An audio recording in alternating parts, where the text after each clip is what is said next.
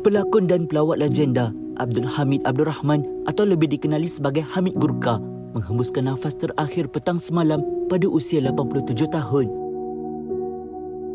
Allahyarham Hamid disahkan meninggal dunia di Hospital Tengku Ampuan Rahimah, Kelang akibat penyakit TB dan beberapa komplikasi lain. Bintang yang dikenali menerusi komedi Panglima Badul pada tahun 1978 itu tidak mengalami penyakit kronik, sebaliknya hanya masalah pendengaran disebabkan kian uzur sebelum ini. Antara filem lain lakonan beliau ialah Gila-Gila, Ragam Pemandu dan Zombie Kampung Pisang. Allahyarham Hamid meninggalkan 8 orang cahaya mata, 32 cucu dan 18 cicit. Takziah diucapkan kepada keluarga Allahyarham Hamid Gurkha.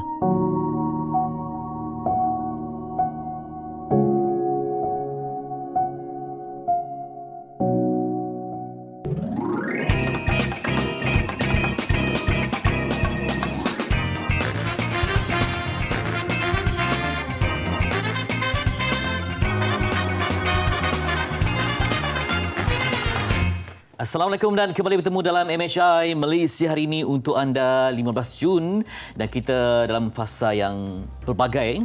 Tadi kita saksikan kisah tentang pemergian seorang bintang legenda yang dihormati yang mana seorang ni dia kena berlakon untuk jadi pelawak. Tapi Allahyarham ni memang sejadinya nampak kreatif dalam memberikan lawak. Kita nampak muka dia pun dah rasa macam bahagia. Tak ada pun jenaka yang mengusik ataupun menjentik sensitiviti. Sebaliknya, pengalaman yang luas dalam bidang seni ini betul-betul memberikan keceriaan dan kebahagiaan untuk orang yang menonton lakonan beliau. Allahyarham dikatakan seorang yang begitu cekal dan rendah diri dan perginya sebuah permata akan terasa kehilangannya di persada seni di Malaysia. Daripada nama julukan beliau, Allahyarham, kita dapat tahu tentang perkataan Gurkha. Kita dapat Google apa itu Gurkha. Jadi rupanya ada pelibatan yang luas ya, sebab Allahyarham berusia hampir 90 tahun. Jadi pengalaman yang luas, mungkin bekerja dengan sektor ketenteraan. Jadi apa yang kita mungkin dapat berkongsi kepada anda semua, kenapa ada nama Gurkha di sana. Beliau sebenarnya pernah berkhidmat dengan askar Melayu pada tahun 1950 sehingga 1957 sewaktu menentang komunis pada suatu ketika dahulu ya. Semoga arwahum ditempatkan dalam kolom beriman dan keluarga tabah dengan ujian ini. Sebuah sumbangan untuk negara yang akan terus diingati. Tepat sekali, dan cerita tentang perjuangan harus diteruskan. Kita harus ucapkan tahniah kepada skuad Harimau Melaya yang telah menumpaskan Bangladesh 4-1 di Stadium Bukit Jalil baru-baru saja malam sekalipun kita nampak macam yalah, tapi saya nampak bau-bau untuk layak ni seawal mereka menumpaskan Turkmenistan. Sebab lagi ikutkan pengalaman Malaysia berdepan dengan negara Tantan ni, Turkmenistan, Kyrgyzstan, Tajikistan, Kazakhstan taklah begitu cemerlang ya. Tapi bila saya nampak kalahkan Turkmen, ada sesuatu yang mungkin ada di sana ya. Ada keindahan akan berlaku. Apatah lagi kita tengok perlawanan terakhir menentang Bangladesh. Like ranking kita rasa macam keyakinan. Tapi mereka memberi kesudahan yang terbaik selepas menewaskan Bangladesh 4-1 dan layak.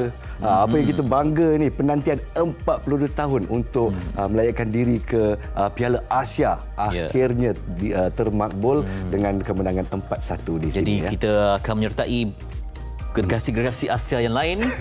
Uzbekistan di situ ada yang berjuang dalam mencari 11 tempat yang terbaik dan 6 juara kumpulan dan 5 bagi tempat kedua terbaik bagi kumpulan masing-masing. Jadi insya-Allah pada tahun 2023 kita akan beraksi di Piala Asia dan harap-harapnya kita dapat menaikkan ranking kita sekurang-kurangnya. Dalam akhbar ini pun disebutkan bahawa kita melihat bertambahnya jumlah Asia yang bertanding di Piala Dunia.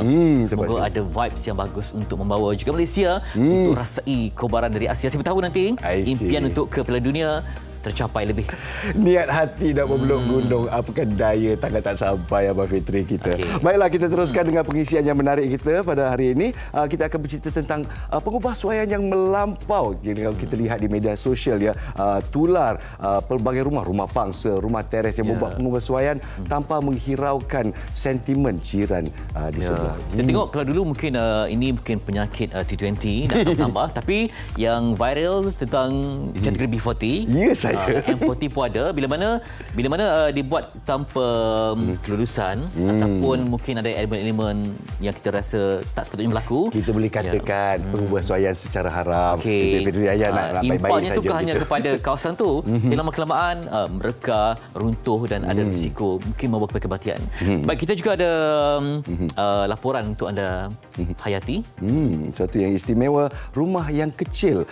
Mampukah kita membina sebuah rumah kecil dan kita diami dengan aman dan bahagia? Kita saksikan bingkisan istimewa ini.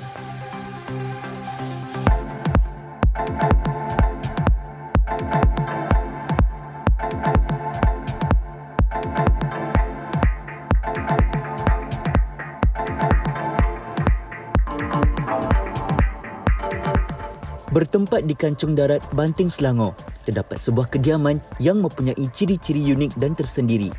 Rumah yang jaraknya 1 km dari Pekan Banting itu dikenali sebagai tiny bungalow ataupun rumah banglo kecil. Saya adalah Syiliza binti Abdul Aziz dan saya berasal daripada Kancung Darat, Banting, Selangor.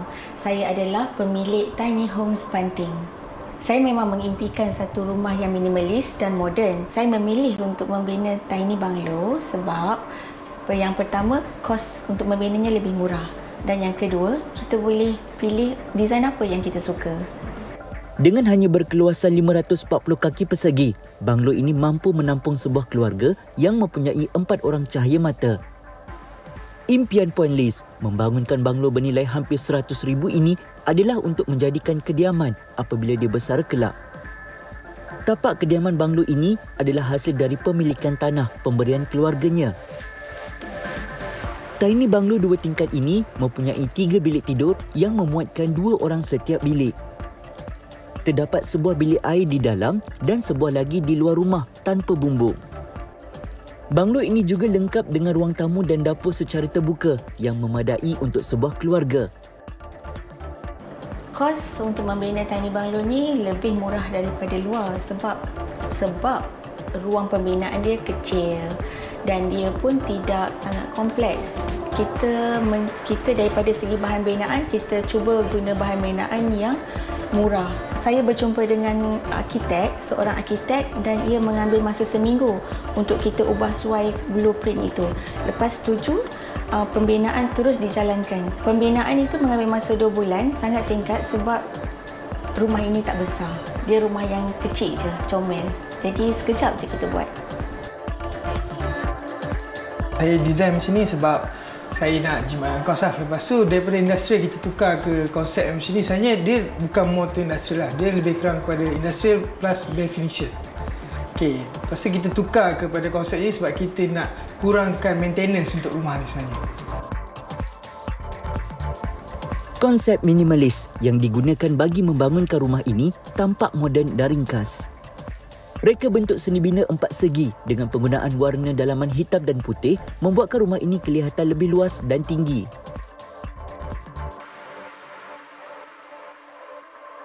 Daripada segi jubin dan floor sebenarnya kita ambil minimalis modern punya konsep lah. Kita pakai tile bilik air, untuk dinding kita pakai subway tiles. Untuk bahagian bawah kita pakai colour gelap sebab kita tak nak bagi nampak cepat kotor.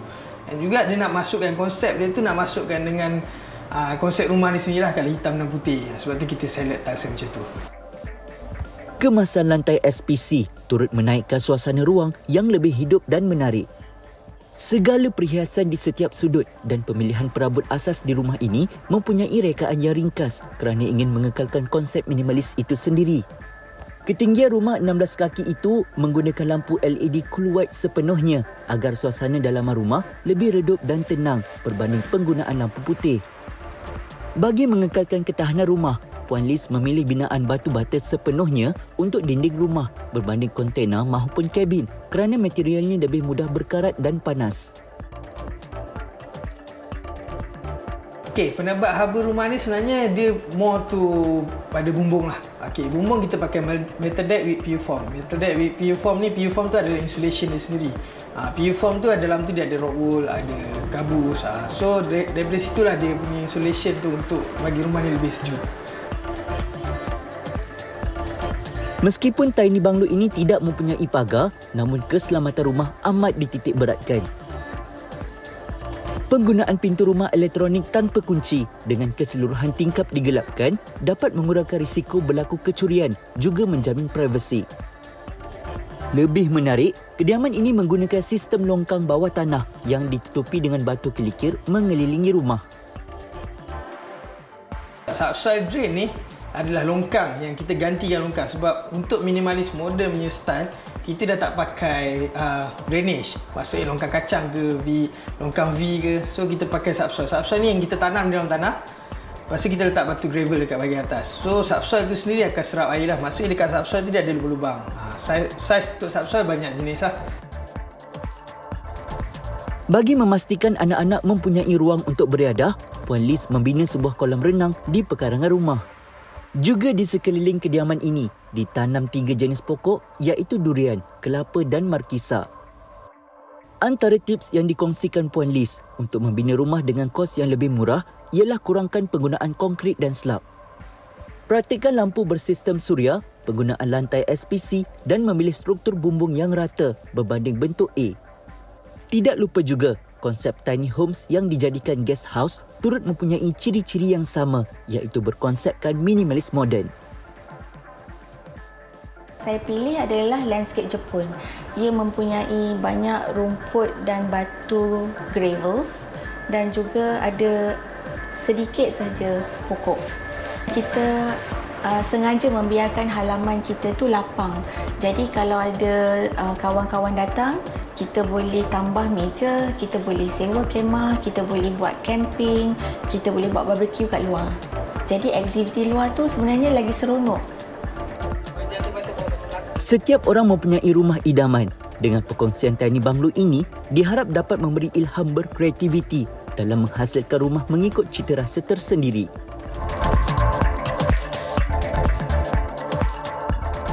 Konsep minimalis dan moden. Macam mana pendapat Fitri kita? Dia yang penting selamat yang pertama, cantik, selesa tu paling utama dan juga mungkin material yang berkualiti. Kadang-kadang kita nak rumah tu yang tahan lama. Jadi perlu ada perancangan yang rapi dan itu perspektif mereka yang inginkan sesuatu yang mungkin berbeza untuk terapi jiwa, mungkin untuk kepuasan kan? Tidak, dan juga penjimatan kos di sana ya. Tapi macam mana kualiti dengan penjimatan kos dia? Adakah ia munasabah? Jadi kita bersama dengan seorang kontraktor. Namanya Encik Faizal Faiz yang mungkin boleh menerangkan apa yang masih gelap, disuluhkan sikit. Assalamualaikum Encik Faizal Faiz. Warahmatullahi Nas Fitri. Okey, baik. Hari ini bercerita tentang rumah ya.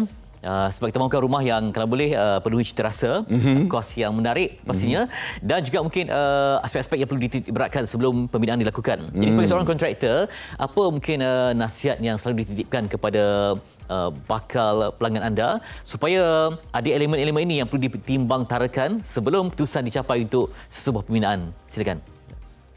Okey, sebenarnya yang first sekali ialah bajet lah. Itu yang paling utama sekali, yang bajet perlu ada, macam mana yang kita nak buat. Daripada bajet tu kita boleh tentukan besar mana rumah tu. Dan material, kena tengok juga material semua based on bajet. Jadi kalau bajet tu kita dah tahu amount dia berapa, sebagai arkitek ataupun sebagai builder, kita akan setkan untuk dia punya keperluan. Jadi dia kena pentingkan juga keperluan dia sebab kita kadang-kadang nak cantik tapi praktikal dia tak ada. Jadi dan juga keperluan. Jadi kita kena balancekan tiga-tiga tu fit kita punya bajet. Itu yang penting sekali lah. Secara praktikal tu amat penting juga ya sebab kita nak tinggal dalam rumah ni bukan setakat showroom sahaja kan. Betul. Ya, betul. Jadi di sini kalau saya nak tanya tentang bahan-bahan, kos menjadi faktor utama semestinya. Tapi kalau kita nak satu rumah yang selesa tu kedua. Pertama kita nak selamat dan kita nak kukuh. Selalunya bahan-bahan apa yang digunakan? Okey, bahan ni kalau kita tengok pada sejarahnya pembuatan rumah di Malaysia ni, dulu-dulu orang pakai rumah kayu. Jadi lepas tu pada tahun 70-an 80-an kita dah start rumah batu. Jadi zaman milenial ni kita dah start kepada rumah-rumah style besi. Jadi itu yang dikatakan rumah kecil ataupun tiny house tu. Jadi kebanyakannya pakai besi sebab ada sebab dia lah. Tapi macam sekarang ni besi bukanlah katakan murah sangat. Dari segi kos pula, kos ni very subjektif. Kita kena tengok dia punya material yang kita pakai. Jadi kalau macam batu dengan rumah besi ni sebenarnya lebih kurang. Cuma batu kita tak boleh adjust material dia. Material dia tetaplah batu, simen, pasir semua. Macam besi kita boleh adjust material dia. Kita boleh kalau pakai besi yang lebih besar, dia lebih cantik nampak. Jadi kalau kita pakai besi yang kurang besar sikit tapi dia punya structure dia kita kena jaga. Kukuh dia tetap sama. Jadi bila kukuh dia sama, kita boleh pakai besi yang kurang sikit, kita boleh kurangkan material dia yang murah-murah sikit tapi rumah tetap nampak cantik. Di situlah terletaknya arkitek punya kreativiti untuk jadikan rumah tu cantik. Jadi orang sekarang ni suka rumah tiny pun bukan sebab kos sebenarnya. Kalau kos tu dia sebenarnya relatif dengan besar rumah tu. So tiny house ni orang kata kos dia murah sebab dia kecil. Jadi kalau besar rumah tu dah tentu kos dia akan jadi besar. Jadi orang sekarang ni perlu tengok kepada konsep rumah yang kita nak. Selalunya orang akan buat rumah-rumah tiny house ni di kawasan yang mereka ada tanah. Yang beli tanah ke ataupun tanah peninggalan ke, jadi dia orang ada tanah, jadi tanah tu agak besar. Jadi dan mungkin ada kebun dia nak bercucuk tanam dalam tu. Jadi konsep tu mesti kenalah.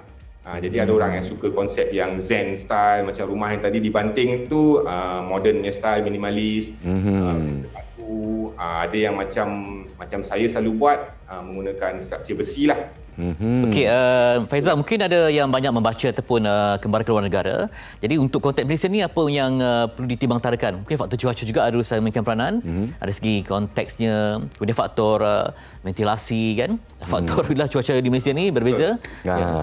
Memang sangat berbeza. Jadi jangan terlalu tengok sangat dalam Google tu rumah-rumah Mak Saleh sedangkan praktikal dia tak kena dengan kita. Tepat sekali. Jadi macam tadi pun arkitek yang tadi rumah yang di Banting tadi cakap tentang dia punya low maintenance. So kita sini cuaca kita sangat ekstrim. Jadi kita perlu fikirkan maintenance yang low. Contohnya macam kita pakai buat rumah kontainer sekarang ni pun tengah top juga. Rumah pakai heating kontainer. Jadi atas dia mesti kena letak bumbung lain. Jangan harapkan bumbung kontainer tu sebab panas. Panas kita tak letak insulation tak ada masalah. Tapi dari segi hujan kita terlalu banyak, atas cepat reput. Jadi faktor hutan khatulistiwa taburan hujan semua main peranan ya, debu-debu semua tu ada kaitan. Jadi Encik Faizal, boleh tak kita tengok-tengok sikit? Saya nampak background rumah yang Encik Faizal duduk ni sekarang ni macam agak menarik juga. Boleh tak kita ambil tour sikit? Okeylah, bolehlah saya buat house tour sikit. Alah, baiknya hati dia pada pagi ni. Jadi belanja pagi-pagi ni ya. Jadi rumah yang tengah diduduki ni berapa besar kawasan dia tu? Kawasan ni keluasan tanah lebih kurang 4 ekar. Wow. Okey. Ada tanaman-tanaman sikit semualah. Jadi ni atas bukit. Jadi yang menariknya dia atas bukit lah. So kita nampaklah macam-macam di bawah, kampung-kampung di bawah. Okey, jadi rumah ni kecil je. Kawasan dia besar tapi rumah ni kecil. Dia ada 2 unit lah. Satu yang boleh nampak di sebelah sana. Okey. Lepas tu yang saya duduk tadi yang di sinilah. Ada serambinya di sana. Berapa keluasan rumah yang kita tengah tengok ni? Keluasan rumah ni lebih kurang 400 kaki persegi. 400 kaki persegi, macam apartmen yang kecil ya. Itu dia. Jadi kalau ada temu ramai kena buat kemah ya di luar. Ya, tu pasal selalunya rumah macam ni dia punya veranda ataupun decking di luarnya kena besar sikit sebab selalunya kita akan duduk di luar je. Dalam untuk tidur je. Sama. Terima kasih banyak-banyak. Itulah dia. Kreatif Encik Faizal kita. Berkat ilmu yang dimilikinya, jadi dicurahkan untuk kepuasan jiwa. Memang menarik. Jadi mungkin anda yang terinspirasi, paling penting buat kajian, berjumpa dengan yang pakar dan tidak hanya kita Google di internet saja sebab memang nanti imajinasinya melampau-lampau tapi sedangkan tak praktikal untuk cuaca, faktor tanah, mungkin faktor taburan hujan dan semuanya. Memang nanti dia bertahan seketika saja. Kalau reput lepas 2 tahun, jangan salahkan siapa-siapa kecuali diri sendiri. Jadi kalau boleh kita jumpa dengan kontraktor yang bertauliah, insya-Allah. Okey, Encik Faizal, terima kasih diucapkan di atas masa yang diluangkan bersama-sama Malaysia hari ini. Dapat juga kita menimba ilmu. Ya, hijau, tenang membagi kehijauan, kesegaran. Kemudian paling penting sekali density lah ya. Tepat sekali. Betul-betul lapang untuk jiwa dan minda. Baik, nanti kita akan berbincang pula bagaimana ubah suai yang melampau ni. Kadang-kadang mungkin bila secara haram ni dia tanpa batasan lah kan. Betul. Itu yang bimbang nanti takut berlaku rekahan dan lebih malang lagi kita tengok isu yang tular ni bila mana jiran sebelah. Kita tengok daripada setingkat jadi 2 tingkat. Lepas tu tambah lagi dia nampak rekahan dan nampak macam-macam perkara yang bahaya. Jadi kepada anda yang ingin mengubah suai rumah, apa yang boleh, apa yang tak boleh, kita kupaskan di sini. Semuanya selepas ini.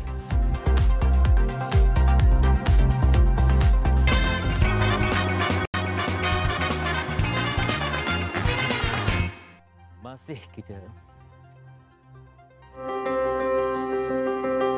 Renovasi rumah tanpa kebenaran dan melampau menimbulkan rasa tidak senang hati, terutamanya buat jiran yang duduk berhampiran. Hal ini bukan sahaja menyalahi undang-undang, malah berisiko menjejaskan keselamatan penghuni rumah lain.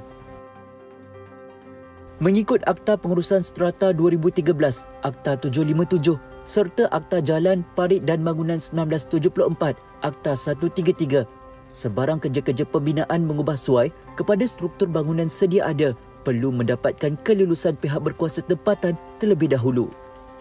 Walaupun undang-undang telah ditetapkan, namun masih ada lagi yang degil melanggar peraturan demi kepentingan diri sendiri. Hal ini dapat dilihat apabila rumah biasa direnovasi menjadi lebih besar sehingga mengganggu lalu lintas kenderaan dan keselamatan orang lain.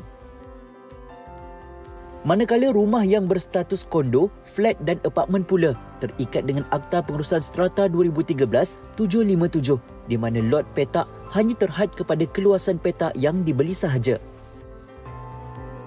Baru-baru ini tular di mana kebanyakan pangsapuri di ibu negara mengubah suai struktur asal bangunan dengan menambah dan membesarkan rumah mereka tanpa mendapat sebarang kelulusan dari majlis tempatan. Hal ini membuatkan jiran di sekitar rasa tidak selesa dan tertekan kerana kemungkinan struktur bangunan tersebut menjadi tidak selamat kerana pengubahsuaian itu tidak mengikut spesifikasi yang ditetapkan. Kita tak boleh selfish, kita kena sedar diri, sikap bertimbang rasa itu penting. Walaupun rumah kita beli, kita dah duduk situ lama, orang-orang kawasan kejiranan tu kenal kita, tapi itu bukan satu kemestian ataupun satu sebab untuk kita menaik taraf rumah kita dengan buat satu binaan baru yang lebih baik, walaupun benda tu bertujuan untuk memberi keselesaan, memberi keselamatan yang lebih baik buat keluarga kita. Kita perlu melihat dari pelbagai faktor. Sebagai contoh, struktur bangunan itu sendiri jika ditambah ataupun menambah secara berlebihan mampu mengundang bahaya walaupun jarang sekali berlaku. Ia boleh menyebabkan keretakan dinding di rumah jiran. Walaupun rumah yang kita diami itu milik kita, kepekaan terhadap orang sekeliling penting bagi menjamin keharmonian dan keselamatan kejiranan. Okey, rangkuman macam mana pengubahsuaian ni memberikan impak kepada kemarahan jiran pertama. Yang kedua paling penting keselamatan. Kalau roboh ke nanti, kalau retak ke, implikasinya berterusannya. Dan kita ni negara yang ada undang-undang, bukan undang-undang rimba ya. Semuanya kena ada peraturan yang perlu dipatuhi. Baik, kita nak bersama hari ini bincang tentang pengubahsuaian melampau. Yang paling penting kita nak memastikan keselamatan ini adalah faktor utama yang diberikan prioriti dalam melaksanakan sebarang pengubahsuaian. Kepada anda yang sedang menonton dan sangat teruja dengan topik pengubahsuaian haram ini, kalau ada komen-komen, sila kongsikan dengan kami di Facebook. Kalau ada gambar, mungkin ada jiran di luar sana, mungkin kita nak highlight di sini pun, jangan bagi tahu jirannya. Kalau boleh ambil gambar nak kongsikan dengan kita pun boleh juga, kerana begitu melampau ya. Saya pun tak sangka ada yang buat sebagai ala-ala macam kuil begitu. Itulah dia, nampak macam bangunan baru yang menghalang lalu lintas ya, menyukarkan pergerakan. Baik, kita nak bersama dengan pensyarah kanan Fakulti Sri Bina, Perancangan dan juga Ukur, Universiti Teknologi Mara, Kampus Puncak Alam, Arkitek Puteri Mayang Bahjah Zahrin. Assalamualaikum. Waalaikumsalam. Terima kasih. Jadi kita bahasakan AR Puteri saja di sini ya. Terima kasih kerana berada bersama kita. Jadi apa yang kita lihat di visual tadi memang dah tular di media sosial dan sebagainya. Saya akui saya agak terperanjat juga. Kalau saya ada jiran macam tu pun saya tak tahu macam mana nak bahasakan. Jadi kita mulakan dengan suatu premis yang simple. Apa yang boleh dan apa yang tak boleh, dan untuk rumah apa? Alright. Secara lazimnya kalau kita lihat ya, selalu orang akan melakukan renovasi, pengubahsuaian tambah ataupun orang kata perubahan ke dalam ruang dalaman lah. Tetapi bagi bab sebegini, saya akan katakan kepada sekatan-sekatan lah ya. Apa yang orang kata yang tidak boleh, restriction ya bagi seseorang untuk tambah atau pengubahsuai. So jadi di sini mungkin kita akan lihat dari segi aspek mungkin 3 peranan yang penting. Dari segi piawaian perancangan dan juga pembangunan. Dari segi faktor keselamatan dan juga kesihatan lah. Dari segi kalau kita katakan mungkin banyak di antara kita katakan tanah kita 22 dalam 75 di Sawalan ya. Kenapa kita tak boleh orang kata besar secara maksimum. Tetapi di sini kita perlu faham ya bahawa dalam aspek perancangan kita ada istilah setback. Building setback ya, di mana dia ada had. Maksudnya walaupun itu adalah tanah kita, tetapi kita ada had ya yang membolehkan kita untuk melebarkan ataupun menambah pembasuhan. Dan dalam aspek pembasuhan ini juga dia menambil kira dari segi ketinggian juga, okey, dari segi estetik. Maksudnya apa yang mungkin dari segi perancangan kita dah ada orang kata certain konsep yang kita perlu fahami. Seperti di rumah teres, semuanya ada macam sama begitu kan. Betul ya, dan juga ada tona warna dia punya fasad ya, treatment dan segalanya. Dan mungkin dari segi bila kita kata masuk kepada aspek faktor-faktor kesihatan ya, adalah penting untuk kita ambil kira dari sudut macam pencahayaan.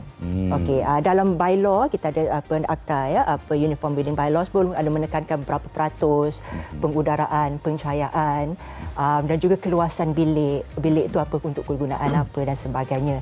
Dan dari segi aspek orang kata keselamatan, mungkin kita ambil kira dari segi kebakaran, struktur ya, bahan-bahan binaan yang orang kata tidak mendatangkan masalah kepada kesihatan dan sebagainya. Jadi inilah peranan yang perlu diperhatikanlah sebelum kita bicara. Ini aspek-aspek. Betul ya. Jadi itulah dia, kadang-kadang jiran ni oportunis ya. Betul. Memang kalau terdapat percanggahan yang boleh menjejaskan keselamatan, kadang tak ada ruang untuk berbincang. Kita tengok dah ada kontraktor pun sampai di depan rumah. Itu yang pentingnya orang kata kelulusan bangunan tersebut ya. Sebab di dalam bila kita katakan dalam setiap renovasi pengubahsuaian kita perlu submit ya plan bangunan, plan intention ya atau pengubahsuaian kepada pihak berkuasa tempatan lah. Dalam pergi kepada pihak berkuasa tempatan tu dia ada pihak yang mengumpulkan plan, seperti orang kata arkitek yang mengumpulkan plan, di mana di sini ada perbincangan untuk tidak orang kata kita menjaga untuk bukan sahaja untuk bahagian kita, tetapi untuk jiranan sahaja inilah juga. Jadi kalau kita patuhi benda ni, insya-Allah dia orang kata mungkin masalah-masalah ini mungkin kurang, mungkin kita boleh elakkan daripada tular atau berlaku lah. Jadi apa yang kita nampak kadang-kadang kalau kita tengok rumah bangsa ya, ada jiran-jiran juga berpakat. Kan tingkat bawah dengan tingkat atas, jadi bergabung tenaga, tak apa kita tong-tong kita buat sekali dan sebagainya. Tapi kita lupa bahawa di rumah pangsa ni jirannya ada di atas, di belakang, di kiri dan juga di kanan. Jadi apabila kita nampak satu jiran tu sedang buat projek besar begitu kan, kita sebagai rakyat Malaysia ni kita mampu buat aduan. Tapi kita masih nampak perkara ni berlaku. Kenapa rasanya? Mungkin awareness lah kot, saya rasa awareness, mungkin pemahaman dari segi apa implikasi ke atas orang kata renovasi yang mungkin tidak mengikut mendapat kelulusan. Itu yang mungkin menyebabkan perkara ni berleluasa lah. Tapi kedegilan atau kejahilan? Itu susah juga untuk tapi bagi saya lah ya, bagi saya perkara yang penting untuk dipahami adalah bagi dua-dua pihak untuk memahami apa keperluan, apa implikasi dan apakah perlu yang dilakukan jika kita hendak lakukan tambahan ataupun ubahsuaian. Selepas dilakukan tambahan contohnya, apakah akan terdapat reassessment untuk menilai mungkin lepas 2-3 tahun apa impak yang mungkin muncul? Dia kalau katakan once kita dah build, of course kita akan orang kata sebab kita perlukan keluarkan dia, kalau katakan selalunya dalam orang kata kelulusan ni selepas kita bina bangunan dia ada they call it CCC ya. Jadi itu adalah kelulusan yang orang kata untuk menduduki atau jadi maksudnya bangunan adalah fit untuk diduduki lah. Itu yang menjadi orang kata orang bolehlah masuk kata menghuni balik. Baik, sama-sama kita berbincang dengan Yar Puteri. Ada juga luahan hati daripada pengguna di Facebook dan MHI tentang isu mungkin isu kejiranan yang melibatkan penambahbaikan, bukan penambahbaikan sebenarnya, pengubahsuaian. Dia tambah baik tapi menjadi bertambah buruk lagi situasinya. Antara luahan yang dapat kita bacakan, mungkin dapat penerbit paparkan di kita skrin. Dapat kongsikan di sini kalau ada masa lah. Itu dia.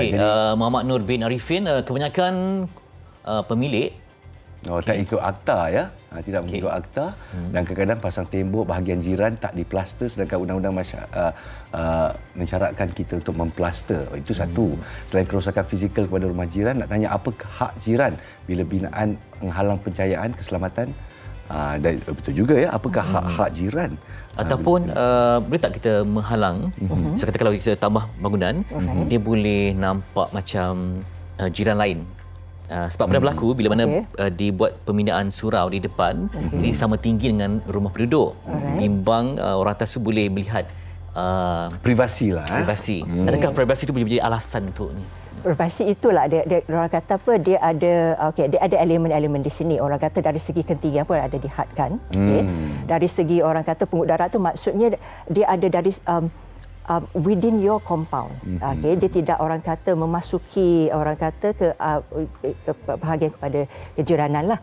Cuma orang kata privacy tu dia macam ni lah. Arti ini quite subjektif lah ya. Kalau kita katakan ada terrace, you mungkin menghadap rumah, masih lagi kita orang kata nampak tingkap ya. Tetapi orang kata penjarakan itulah yang menjadi orang kata apa mengukur isu privacy tersebut. Okey, sementara kita baca satu lagi luahan di Facebook, mungkin saya nak tanya satu lagi soalan. Kalau kita cerita banyak tentang rumah pangsa, rumah teres, tapi rumah banglo ni macam ada lesen pula. Okey, ini tanah saya nak bina berapa besar saya nak suka. Macam istana pun boleh. Tapi adakah ada had-hadnya di sana? Tadi halang percayaan, mungkin halang pandangan juga. Ya, dia sama juga dia kriteria, walaupun orang kata cuma orang kata kalau katakan teres ni dia sebab dia ada shed wall. Banglo ni kita masih ada orang kata dari segi aspek perancangan, dia punya setback pun masih ada orang kata apa restriction. Jadi jangan mengubah suai secara melulu. Itu yang penting. Kalau mungkin ada timbang antara aspek keselamatan, kedua juga aspek keselamatan kejiranan lah, maksudnya dari segi ukhuwah persaudaraan itu juga harus ditimbang antara. Tepat sekali. Ada lagi luahan di Facebook tentang isu ini dapat kita bacakan sebagai pedoman dan pengejaran. Okey, Haji Rusmani Abdul Syukur katanya selain keseronokan atau kerosakan fizikal kepada rumah jiran, tanya apa hak jiran bila binaan halang pencahayaan tadi dah selesaikan, keselamatan dan pengudaraan. Asalnya jarak tembok lebih kurang 12 kaki dan bila tambah binaan tinggal 2 kaki saja. Alamak. Kelulusan pihak berkuasa dipertikaikan. Ada had minima di sana ke? Diberikan 12 kaki, tapi dia dah makan sampai 10 kaki, tinggal 2 kaki. So maknanya dia buka tingkap je, nampak tembok jiran dia begitu. Itu orang kata dia kata yang mengawal tu adalah the building setback lah. Itu yang had yang mengawal orang kata apa binaan di mana yang. Sebab masalahnya di sini bila kita suarakan kepada jiran, apa salah awak bina sampai sini, tak baiklah. Jiran tu pula keluar, ini tanah saya. Saya boleh buat berapa besar saya suka. Betul, itulah yang menjadi isu adalah kan. Tetapi berbalik kepada perkara sebenar tadilah, walaupun itu adalah tanah milik seseorang ya. Tetapi yang menjadi orang kata apa tidak bermaksud yang seseorang tu boleh memaksimumkan. Itu dia yang harus kita pantau di sana. Ada tak kategori rumah yang memang langsung tak boleh direnovasikan? Dia melibatkan dari segi orang kata apa kalau aspek ni kita nak pergi kepada lebih mendalam, dari aspek strata dan juga aspek yang landed property seperti biasa. Dan juga setengah pihak berkuasa macam local authority mungkin ada restriction yang mungkin sedikit berbeza daripada pihak berkuasa tempatan yang lain yang menjadi orang kata apakah dia punya maksimum risiko kesihatan. So itu depends on apa ni lah dia punya kawasan perumahan dia lah. Ya, betul. Kalau zaman orang banyak membaca ni kadang-kadang susah juga ya tengok nanti rekaan yang futuristik ke. Betul. Dia imajinasi betul ya. Betul. Kita takut jiran kita pula Allahu Akbar apa yang dibuat kat tepi rumah. Itu adalah kata estetik lah. Estetik dan juga orang kata apa untuk satu pengubahsuaian tu juga untuk kita perlu memastikan keharmonian aspek fasad. Keharmonian fasad tu satu. Keselamatan. Misalkan kalau Nas buat tembok tinggi kan. Jatuh ke nanti retak ke meteorit tak berkualiti ke. Itulah satu. Kepada keselamatan. Keharmonian pembinaan tu satu, keharmonian antara jiran juga harus diambil kira. Jadi terima kasih. Kalau anda mendapat rumah baru tapi anda hilang jiran. Allah Akbar. Apa gunanya? Kepada AR Putri Mayang Baja Zarin, pencerah kanal Fakulti Seni Bina, Perancangan dan Ukur, Universiti Teknologi Mara Kampus Puncak berkongsi ilmu dan bagaimana untuk kita dapatkan perspektif lebih luas tentang pembinaan rumah ini. Nampak macam senang kan, nampak seronok, ada duit, imajinasi, tapi ada faktor yang perlu diambil kira. Janganlah ubah suai secara melulu begitu saja. Baik, kita berehat seketika dan apabila kita kembali, saya akan ke LHDN untuk anda. Lembaga hasil dalam negeri, jangan kena scam semuanya selepas ini.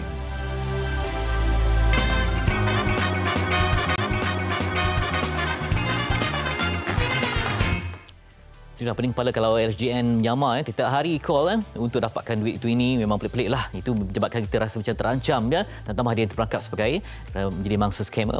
Dan kita nak bincang bersama dengan Cik Saidul Sahri Al-Kemal, Ketua Penolong Pengarah Cawangan Duta Perniagaan Lembaga Hasil Dalam Negeri Malaysia. Terima kasih banyak. Sama. Hari ini kita nak berkongsi tentang bagaimana scammer menyamar LHDN ni. Macam suara macam tonasi ada tapi sebenarnya nampak tak berilmu. Jadi sebagai permulaannya, bagaimanakah pihak LHDN memastikan semua data peribadi rakyat Malaysia ini terjamin tanpa ada sebarang kebocoran yang membolehkan orang luar ni manipulasi untuk tujuan penipuan? Okey, terima kasih Fitri. Untuk makluman, Lembaga Hasil Dalam Negeri Malaysia sentiasa memastikan data pembayar cukai dan juga data bukan pembayar cukai. Bukan pembayar cukai itu maknanya yang kita ada share pembayar cukai yang mohon pada kita adalah contoh bantuan khas rakyat dan juga BPN dan juga GKP. Jadi bagi memastikan data rakyat Malaysia terpelihara, jadi kita sentiasa memastikan datanya kekal selamat dan boleh dicapai hanya oleh pihak-pihak tertentu saja. Selain daripada itu, LHDN menekankan konsep need to know basis yang mana hanya mereka yang perlu saja maklumat yang kita benarkan dan mempunyai aset-aset tertentu. Ini mengambil kira jenis-jenis ancaman yang kita terima daripada scammer dan yang bagi memastikan data dan maklumat peribadi rakyat Malaysia terjamin. Itu dia. Dulu mungkin hanya telefon, sekarang ni dengan email, dengan WhatsApp, Telegram, semuanya diakses semua platform. Jadi apa jenis aduan yang biasa diterima? Biasanya kita menerima aduan daripada pengadu yang mengatakan scammer menghubungi mereka melalui telefon, email, surat, WhatsApp dan yang terkini adalah melalui Telegram. Jadi aduan yang diterima secara lazimnya scammer mendakwa pembayar ataupun mereka yang memangsa ini mempunyai tunggakan dengan Lembaga Hasil Dalam Negeri Malaysia dan mereka meminta beberapa maklumat penting dengan mangsa dan bagi memastikan dan mengugut mangsa untuk membuat bayaran. Jadi scammer juga memaklumkan bahawa mangsa mempunyai tunggakan cukai dan juga harus menjelaskan bayaran dengan segera sebelum dikenakan tindakan mahkamah ataupun ditangkap oleh pihak berkuasa seperti polis. Dia ugut mangsa. Jadi bukan itu saja, mereka juga akan mengatakan bahawa mangsa mempunyai kaitan dengan pengubahan wang haram ataupun pengedaran dadah ataupun kegiatan jenayah sehingga memaksa mangsa menjadi panik dan bertindak dengan memberikan maklumat-maklumat peribadi mangsa kepada scammer. Jadi diberikan maklumat peribadi, diberikan nombor akaun, diberikan nombor kad pengenalan and then maklumat-maklumat seperti TAC dan juga OTP bagi pindah milik akaun daripada duit daripada akaun mangsa kepada akaun orang lain juga diberikan kepada mangsa dan mangsa hanya menyedari bahawa mereka ditipu oleh scammer selepas mendapati duit daripada akaun mereka tiada, telah dibuat pindahan kepada pihak yang ketiga. Itu selalu yang berlaku. Dan kalau ikut SOP ataupun praktis dia ada, macam mana LHDN hubungi sebenarnya orang ramai? Secara amnya LHDN menghubungi pembayar cukai melalui 3 cara lah. Melalui email, panggilan telefon dan juga surat. Bagi panggilan telefon, secara amnya pembayar cukai akan menerima panggilan daripada Hasil Recovery Call Center yang mana nombor dia adalah 03-8751-1000 ataupun panggilan telefon daripada unit pungutan daripada cawangan lah. Tiap-tiap cawangan dia ada fail masing-masing. Jadi secara amnya panggilan telefon yang dibuat hanya memaklumkan kepada pelanggan bahawa mereka mempunyai tunggakan. Kita tak pernah minta maklumat akaun, kita tak pernah minta nombor IC dan sebagainya. Ataupun LHDN akan maklumkan ada tunggakan, sila hadir ke Lembaga Hasil Dalam Negeri Malaysia untuk buat perbincangan dan juga aturkan bayaran secara ansuran. Kita tak pernah minta dia pergi ke balai polis ataupun kita tak pernah sambungkan panggilan ke nombor bank panggilan negara. pun daripada One Stop Calling Center saja. Ya, betul. Mungkin SDN ada, mungkin kita panggil sebagai hasil recovery call center. Ya, betul. Hasil recovery call center kita, nombor telefon dia adalah 8751 1000 ataupun mungkin menerima panggilan daripada nombor-nombor lain yang mana nombor itu adalah daripada cawangan Lembaga Hasil dan Negeri Malaysia. Itu dia. Dan anda juga bolehlah sentiasa tambah ilmu kerana mudah sangat ada yang terjebak, terjaya bila sebut tentang polis terus kita hubungi nombor sekian sedangkan melihat kepada cara bercakap pun memang tak nampakkan integriti dan wibawa sebagai seorang pegawai LHDN. Jadi apa pesan kepada orang ramai supaya nanti jangan terperangkap dan tertipu sebab ini wang anda, ini melibatkan tentang jaminan keselamatan anda? Silakan. Betul. Yang pertama sekali kita nak remind bahawa Lembaga Hasil tidak pernah menghubungi pembayar cukai menggunakan nombor handphone. Kalau nombor dia adalah nombor telefon handphone iaitu bermula 013, 013, 011 dan sebagainya, itu bukan daripada Lembaga Hasil Negeri Malaysia. Even though pegawai Lembaga Hasil yang ada handphone pun tak akan menghubungi daripada nombor handphone. Kita hanya akan menghubungi daripada kita punya call center ataupun hasil recovery call center yang mana hasil recovery call center nombornya 03 8751 1000. Hasil care line nombornya 03 8911 1000 ataupun dari luar negara akan menerima panggilan daripada 603 8911 1100. Jadi orang awam diingatkan supaya bahawa Lembaga Hasil hanya berhubung dengan pembayar cukai melalui saluran berikut. Yang pertama adalah panggilan telefon daripada cawangan Lembaga Hasil Malaysia. Mereka juga boleh hadir ke cawangan Pusat Khidmat Hasil Pejabat Satelit ataupun UTC untuk berhubung dengan pegawai Lembaga Hasil. Mereka juga boleh berhubung dengan Lembaga Hasil melalui email sekiranya ada email pegawai ataupun boleh berhubung dengan Lembaga Hasil menggunakan borang maklum balas ataupun hasil chat di portal rasmi www.hasil.gov.my ataupun menghubungi talian handphone pegawai perhubungan awam cawangan ataupun jabatan yang boleh diperolehi di laman web kita juga. Baik, waspada sindiket penipuan percukaian semak sebelum berurusan. Terima kasih kepada Cik Saidul Sari Al-Hafmal, Ketua Penolong Pengarah Cawangan Duta Perniagaan Lembaga Hasil Dalam Negeri Malaysia berkongsi tentang perkara ini. Penting untuk semua. Kita akan kembali nanti berkongsi tentang amal jariah untuk masjid di MHI. Terus bersama kami.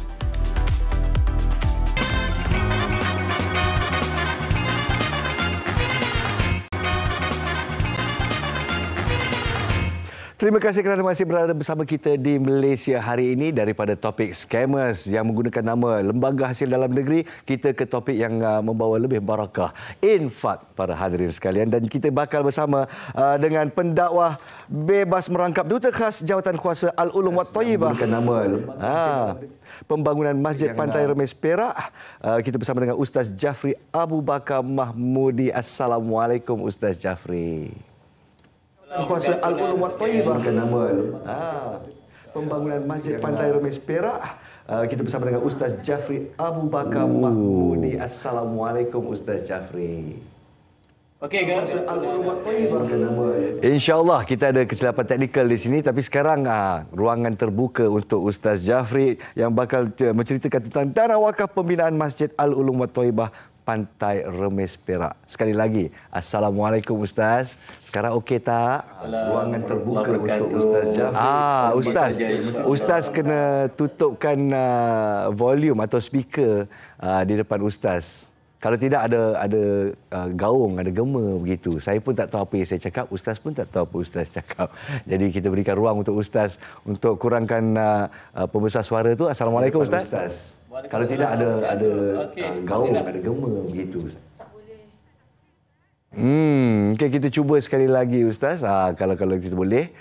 Bergema sangat. Kita nak cerita pasal ukhuwah, kita nak cerita tentang derma yang harus kita kumpul tenaga bersama-sama untuk Madrasah Darul Ulum Wat Kirat. Sekali lagi kita cuba dengan Ustaz Jafri. Assalamualaikum Ustaz. Derma yang harus kita kumpul tenaga bersama-sama untuk Madrasah Darul Ulum. Mungkin masih ada masalah di sana. Kita cuba sekali lagi.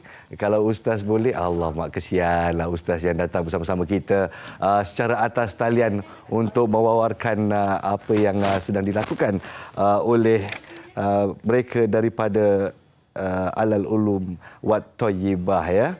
Jadi kita mungkin cuba sekali lagi kalau Ustaz Jafri mampu bersama-sama kita. Ada juga yang sedang menunggu Ustaz Jafri di atas talian di sini.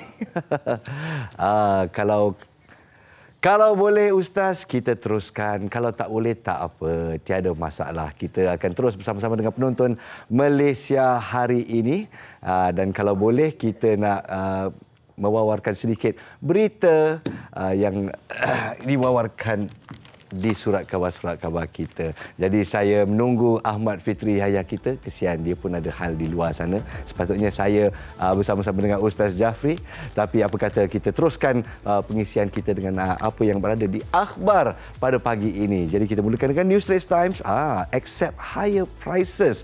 Jadi ini tentang kenaikan kos harga makanan atau keperluan asas yang semakin melambung akibat apa yang sedang berlaku di seluruh dunia, terutamanya kepincangan yang berlaku di Rusia dan Ukraine. Dan di sini apa yang harus dinyatakan adalah the best way to curb further increases in food prices is to allow market forces to restore balance. Jadi apa yang kita dapat di sini, kepada anda yang masih bimbang akan kenaikan harga barangan-barangan di luar sana, insya-Allah kerajaan Malaysia sedang mewujudkan suatu sistem yang baru di mana harga keperluan asas ini akan berubah dari semasa ke semasa dan cuba untuk meringankan beban rakyat Malaysia. Saya difahamkan Ustaz Jafri sudah kembali bersama-sama kita. Insya-Allah kita call semula dan kita cuba berbicara dengan Ustaz Jafri yang bakal bercerita tentang Madrasah Darul Ulum Wat Qiraat. Assalamualaikum. Ustaz Jafri. Nah, sorry. Tak tahu apa yang berlaku ni. Tak apa. Tak dapat nampak muka, suara pun terubat rindu saya, insya-Allah. Ya Allah. Baiklah, kita teruskan wawancara kita dengan mungkin pengenalan sedikit tentang Madrasah Darul Ulum Wat Qiraat yang bakal membangunkan Masjid Al-Ulum Wat Thayyibah di Pantai Remis Perak ini. Silakan. Alhamdulillah wassalatu wassalamu ala Rasulillah wa ala alihi wa sahbihi wa man tabi'alah. Madrasah Al-Ulum Wal Qiraat yang telah beroperasi semenjak tahun 2001 yang lalu, kita membangunkan ataupun membina sallallahu alaihi Muhammad pengajian tahfiz Al-Quran. Dan semenjak daripada itu kita mula merancang untuk membangunkan masjid yang masjid ini bukan sekadar mampu untuk menempatkan pelajar-pelajar tahfiz, tetapi juga untuk accommodate penduduk-penduduk di kawasan Pantai Remis Perak yang berjumlah 17,000 penduduk. Jadi insya-Allah setelah berbincang panjang dan telah mendapat kelulusan daripada Majlis Agama Islam Negeri Perak, maka kami telah bermula sejak tahun 2020 yang lepas, kita telah mula membangunkan Masjid Al-Ulum Wat Thayyibah yang insya-Allah masjid ini sendiri dapat menempatkan jumlah jemaah sebanyak 3,000 jemaah pada satu-satu masa. Pelajar tahfiz sebanyak 300 pelajar pada satu masa. Bukan sekadar itu, kita akan mengadakan juga pengajian-pengajian Al-Quran, pengajian hadis kepada masyarakat, pengajian umumi kepada masyarakat.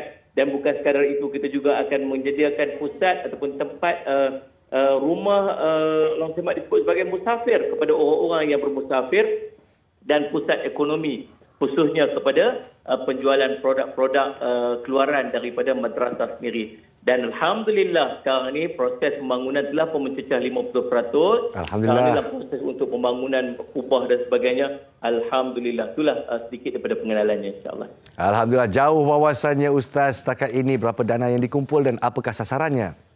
Alhamdulillah, saya nak ucap terima kasihlah kepada semua yang daripada awal, semenjak awal dulu bersama-sama dengan kita, membantu kita daripada awal.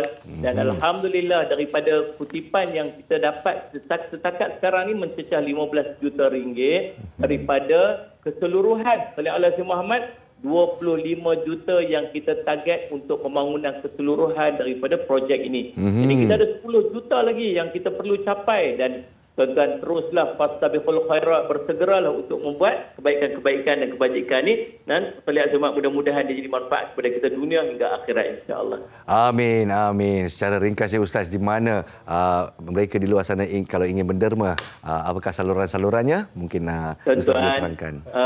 Jangan bertangguh lagi. Kita ada mak ayah kita yang menanti-nanti sumbangan, yang menanti-nanti pahala daripada kita mudah-mudahan. Ada di kalangan mak ayah kita telah pun meninggal dunia. Ada yang mak ayah kita masih ada bersama kita. kita. Berbaktilah kepada mereka paling tidak dengan kita balas jasa mereka dengan memberikan sedikit infak dan sedekah dan wakaf atas pembangunan masjid ini. Setiap orang yang solat dekat masjid, orang yang baca Quran, orang yang buat ibadat sebagainya, mudah-mudahan pahala akan sampai bukan sekadar kepada mereka, bahkan kepada kita yang membantu untuk infak. Dan tuan-tuan, yang nak kita bangun ni bukan saja-saja, bukan kecil benda, tetapi rumah Allah Subhanahu Wa Taala. Pasti ada ganjaran yang Allah akan kurniakan kepada kita di dunia hingga akhirat. Tuan-tuan, Talian Semat ada QR code, ada website yang tuan-tuan boleh layari. Ada nombor telefon tertera di hadapan tuan-tuan itu. Ada nombor telefon Ustaz Bat dan Ustaz Maulana. Tuan-tuan kontak mereka. Tuan-tuan dapatkan nombor telefon itu. Tuan-tuan bank in. InsyaAllah. Talian Semat, segeralah tuan-tuan. Jangan bertangguh lagi. Kita tak tahu apa yang akan sampai kepada kita, apa yang akan berlaku. Dan mudah-mudahan dengan wakaf kita ni, Allah akan menjauhkan kita daripada musibah-musibah dan bala bencana yang ada di sekitar kita pada ketika ini. InsyaAllah. Yang paling penting, kita mengharapkan kebaikan-kebaikan daripada infak ini di dunia hingga akhirat, insya-Allah. Terima kasih semoga Allah SWT mempermudahkan urusan Ustaz Jafri, Ustaz Maulana, Ustaz Bat dan mereka yang berada dan berkhidmat sebagai pendawat Bewas Merakap Duta Khas Jawatan Kuasa Al-Ulum wa Thayyibah Pembangunan Masjid Pantai Remis Perak. Akhir kata daripada Ustaz Jafri untuk penonton kita. InsyaAllah tuan-tuan, jangan bertangguh-tangguh dengan kebaikan. Terus melaksanakan apa, kadang-kadang kita duduk saja-saja ni, tiba-tiba datang benda-benda yang macam ni, bukan saja-saja. Bahkan Allah memilih kita untuk mendapat kebaikan-kebaikan dan kelebihan-kelebihan tersebut. Kena tengah duduk makan, kadang-kadang kucing mai dekat kita. Kucing tu tak pergi kat orang lain. Pasal apa Allah nak bagi kebaikan tu kepada kita? Amin. Yang Salih Semat sedang makan. Dan yang kita duduk ni, hari ni, yang duduk tengok MHI hari ni, Allah nak bagi jalan kebaikan untuk membina rumah Allah SWT. Tolong tuan-tuan, jangan lepaskan peluang ini dan jangan bertangguh lagi, insya-Allah. Mudah-mudahan Allah memberikan kebaikan-kebaikan, jauhkan kita daripada bala bencana, ujian, penyakit, musibah yang tak mampu untuk kita tanggung dan memberikan kepada kita kebaikan di dunia hingga akhirat, insya-Allah. Baik, terima kasih sekali lagi Ustaz Jafri di atas luangan masa untuk mewawarkan 10 juta lagi yang bakal harus dikumpul. Jadi kepada penonton di luar sana, anda tahu apa yang harus dilakukan. Baiklah, kita akan menggulung tikar. Gulung tikar pada pagi ini saja. Pada pagi ini saja. Maksudnya bankrupt.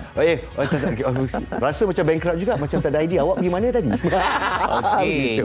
Esok kita akan berbincang tentang aspek demensia ini, tentang daya ingatan dan mungkin memberi impak buruk kepada kesihatan seorang dan apakah ada kaitan dengan usia, genetik dan sebagainya. Ini penting untuk kita ketahui tahap kesihatan seorang dan rajin-rajin untuk menilai demi kebaikan bersama.